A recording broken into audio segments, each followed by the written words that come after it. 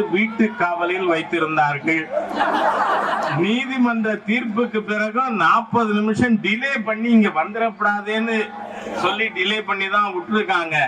ஆனால் இந்த தமிழகத்தில் இருக்கின்ற இந்த தாலிபான் அரசாங்கம், ஸ்டாலினின் இந்து விரோத அரசிற்கு சொல்லுகிறேன், இப்படித்தான் செய்தார்கள் உத்தரப்பிரதேசத்திலே. ஆனால் நம் எதிரிகள் இனிமேல் ஆட்சிக்கே வர முடியாது என்ற சூழ்நிலை அங்கே ஏற்பட்டது போல அறுபடை வீட்டிலே முதற்படை வீடான திருப்பரங்குன்றத்தை பங்கு போட அலைகின்ற இந்த ஹிந்து விரோத தீய கூட்டத்திற்கு சொல்லிக் கொள்ள விரும்புகிறேன். முதல்ல வந்ததா முருகன் கோவில், இல்ல ஏதோ தர்கா சொல்றீங்களே அது முன்னாடி வந்ததா? யோசித்து பார்க்கணும். ஏன் இப்பொழுது ஏன் நடக்கிறது? ஸ்டாலின் வரும்பொழுதெல்லாம் இந்துக்களுக்கு எதிராக, திமுக வரும்பொழுதெல்லாம் இந்துக்களுக்கு எதிராக ஏன் நிர்வாகம் நடந்து கொண்டிருக்கிறது என்பதை நாம் மறந்துவிடக் கூடாது. நான் கேட்கிறேன், இந்த கேள்விக்கு மட்டும் பதில் சொல்லட்டும் இந்த இந்து விரோத தீய அரசாங்கம், இந்த காவல்துறையும். ஏன்னா இந்த காவல்துறை, நான் ஏற்கனவே நேற்று பதிவு போட்டிருந்தேன், எல்லாரும் நமக்கு எதிராக பேசின காவல்துறை அதிகாரிகள் உபயோகப்படுத்தின வார்த்தை, அவங்க சொன்னது எல்லாத்தையும் ரெக்கார்டு பண்ணுங்க. நாளைக்கு ஒரு அதிகாரிக்கு எதிராகவும் ஒரு ஊர்லயும் வழக்கு கொடுக்கணும். ஏன்னா 144 தடை உத்தரவு யார் போடலாம்? மேஜிஸ்ட்ரேட் போடலாம். Executive magistrate, collector. நான் கேட்கிற இந்த கலெக்டரோட அதிகாரம் திருப்பூருக்கு வர இருக்கா? காரைக்குடி வர இருக்கா? சென்னை வர இருக்கா? இவரோட அதிகாரம் மதுரை மாநகருக்கு உள்ளதானையா மதுரை கலெக்டரோடு. அப்ப அங்க இருக்கிற காவல்துறையினர் நம்மை கைது செய்கிறார்கள், வீட்டு சிறையில வைக்கிறார்கள் என்றால் அரசியல் சட்டப்பிரிவு 21க்கு விரோதமாக, ஃபண்டமெண்டல் ரைட்ஸுக்கு எதிராக நம்மை சிறை வைத்திருக்கிறார்கள். ஒரு காவல்துறை அதிகாரியையும் கோர்ட்டில் ஏத்த வேண்டியது நம்மோட கடமை. இது இறுதி பாடமா இருக்கணும். இறுதி பாடம். இந்துக்களை தொடாது. ஏன்னா நவாஸ் கனி வந்தா நடுங்குது உங்களுக்கு காலு. மாநிலத்தை கூட்டம் நவாஸ் கனியின் கைக்கூலிகள் இன்னைக்கு தமிழகத்தில் ஆட்சியில் இருந்து கொண்டு இன்னைக்கு குறைஞ்சது 5 லட்சம் இந்துக்கள் கூடியிருப்பார்கள். பல்லாயிரக்கணக்கான இந்து நிர்வாகிகள், இந்து அமைப்பை சேர்ந்தவர்கள், இந்து முன்னணி, பாரதிய ஜனதா கட்சி எல்லாரையும் சிறையில அடைச்சு வச்சிட்டு என்ன பண்றீங்க? இந்த சிக்கந்தர் என்கின்ற நபர் பிறக்கிறதுக்கு முன்னாடி நமக்கு காசி விஸ்வநாதர் கோயில் மேல இருக்கு. நான் மேல ஏறி காசி விஸ்வநாதரை தரிசனம் பண்ணிட்டு தான் வந்தேன்.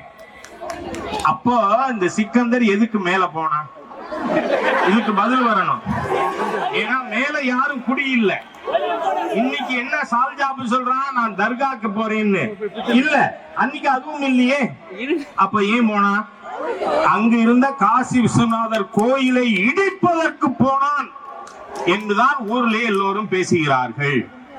அதனால நம்முடைய கோவிலை இடிக்க போனவனுக்கு அங்க தர்காவா? இன்னொன்னு அரசாங்க ரெக்கார்டுல இருக்கு, அந்த சிக்கந்தர் அவருடைய சமாதி இருக்கிறது கோரிப்பாளையத்துலன்னு.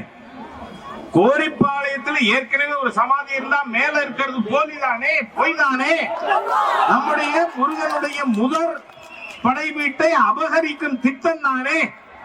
அதனால இந்த சமயத்தில் நான் சொல்றேன், இந்துக்கள் நாம் இப்பொழுது வாழாவிருந்தால் நம் தமிழ் கடவுள் முருகனையும் தரித்திரனாக்கி விடுவார். முதல் படை வீட்டை கூறு போடுறதுக்கா யாருக்கு உரிமை இருக்கு? நீங்க ஒரே ஒரு விஷயத்தை சொல்லி இந்த வார்த்தைகளை நிறைவு செய்கிறேன். 42ல முதல்ல முகமது அலி ஜின்னா பாகிஸ்தான் கோரிக்கை வைக்கிறான். 44ல லாகூர்ல மாநாடு நடக்குது பிரிவினை கேட்டு. அப்ப முகமது அலி ஜின்னா சொன்னது என்ன? either concede Pakistan or face civil war. ஒன்னு பாகிஸ்தான குடு, இல்ல உள்நாட்டு யுத்தத்தை எதிர்கொள்ள வேண்டியிருக்கும்னு. அப்பொழுது நம்முடைய சட்டமேதை பீம்ராவ் அம்பேத்கர் அவர்கள் தான் தெளிவாக தன்னுடைய கருத்தை தெரிவித்தார். conceding Pakistan will not solve this threat to civil war. Pakistan கொடுக்கின்ற காரணத்தால் நமக்கு இருக்கின்ற உள்நாட்டு போர் அது போகாது. it will not solve. அதுதான் இப்ப தொடர்ந்து கொண்டு இருக்கு. ஞாபகம் வச்சுக்கோங்க. 47க்கு முன்பாக இந்த நாட்டை பிரிவினை செய்யக்கூடாது என்று டாக்டர் பீமராவ் அம்பேத்கர் அவர்கள் நம்முடைய அரசியல் சட்டத்தை நமக்கு தந்த சட்ட மேதை. அவர் சொன்னார், partition will not resolve the threat of civil war. அதுதான் இன்னைக்கு உள்நாட்டு யுத்தத்திற்கு இந்துக்களை வம்பிழுப்பதற்காக நவாஸ்கனி அங்க மேல போறாப்புல ஆடுகோழியோடு. ஆகவே நாம இன்னைக்கே இது முளையிலேயே கிள்ளி எறியாவிட்டால் மிகப்பெரிய விலை கொடுக்க வேண்டி வந்துவிடும். இன்னைக்கு நீதிமன்றத்துல தமிழ்நாடு அரசு என்ன சொல்லி இருக்கு? அயோத்தி மாதிரி ஆகக்கூடாதுங்கிறதுக்காக தடை பண்ணானா?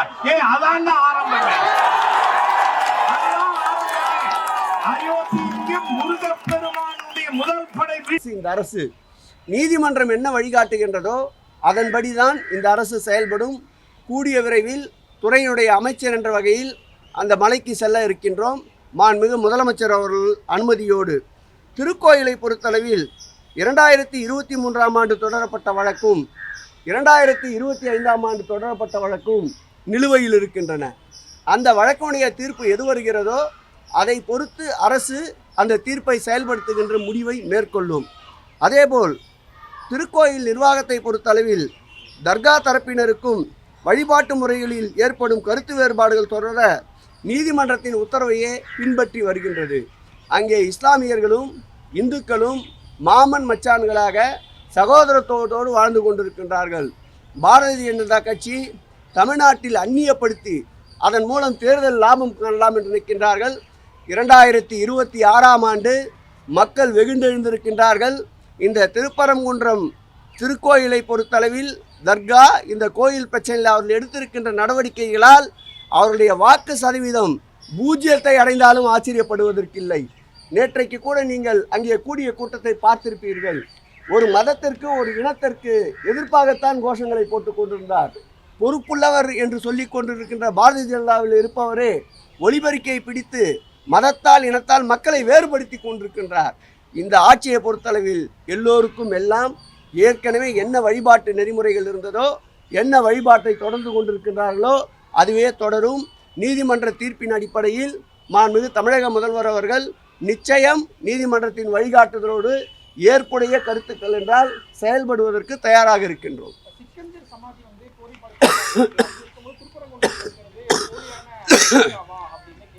நான் சொன்னேன் இல்லை, ஒரு உள்ளாட்சியில் கூட பிரதிநிதி ஆக முடியாத ஒருத்தர் இருக்கார்ல, நீதிமன்றங்களில் தேவையானும் போது தலைக்கு மேலே இருக்கிறத கையை காட்டி இதற்கு சமானுவார். தேவை இருக்கின்ற பொழுது நீதிமன்ற தீர்ப்பை ஆகா ஓகோன்னு பேசுவார். இரட்டை நாக்கை படைத்தவர். அவருடைய கேள்விகளெல்லாம் பத்திரிகை நண்பர்கள் அவ்வளவு செவிசாய்க்க வேண்டாம். இனத்தால் மொழியால் மதத்தால் மக்களை பிளவுபடுத்த வேண்டும் என்றுதான் அவருடைய நோக்கம். அவர் ஒரு மனிதனே அல்ல. ஆகவே அவருடைய கூற்றுக்களை எடுத்து இது போன்று விஷம பிரச்சாரங்களுக்கு முக்கியத்துவம் அளிக்க வேண்டாம் என்று பத்திரிகை நண்பர்களை கேட்டுக்கொள்கிறேன். சிறப்பாக நடந்து கொண்டிருக்கின்றது. இன்றைக்கு நம்முடைய பழனியிலே இந்த ஆண்டு சட்டமன்ற அறிவிப்பின்படி ஒரு நாளைக்கு 20,000 பேர், எதை வேணால் கேளுங்க, 20,000 பேர்களுக்கு என்று 2 லட்சம் பேர்களுக்கு தைப்பூசத்தை முன்னிட்டு மாண்புமிகு தமிழக முதல்வர் உத்தரவோடு 2 லட்சம் பேர்களுக்கு உணவு வழங்குகின்ற நிகழ்ச்சி இன்று காலை தொடங்கி இருக்கின்றது. அந்த தொகுதியுடைய சட்டமன்ற உறுப்பினர் நம்முடைய செந்தில் அவர்களும் அந்த திருக்கோயிலுடைய இணை ஆணையாளர்கள் கார்த்திக் அவர்களும் நம்முடைய மாரிமுத்து அவர்களும் அந்த நிகழ்வில் பங்கேற்று காலையில் அந்த நிகழ்ச்சியை தொடங்கி இருக்கின்றார்கள். 10 நாட்கள் தொடர்ந்து ஒரு நாளைக்கு 20,000 பேர் என்று உணவளிக்க இருக்கின்றோம். அதேபோல் பங்குனி உத்தரவத்திலும் ஒரு நாளைக்கு 20,000 பேர் என்று 2 லட்சம் பேர்களுக்கு உணவளிக்க இருக்கின்றோம்.